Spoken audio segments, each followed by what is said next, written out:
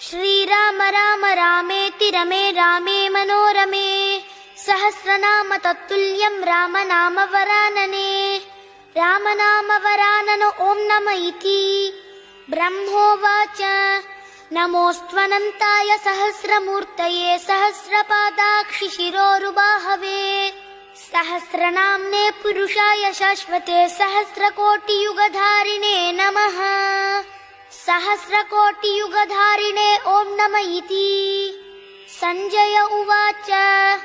यत्र योगेश्वरः कृष्णो यत्र पार्थो धनुर्धरः तत्र श्रीर्विजयो भूतिर्ध्रुवा नीतिर्मतिर्मम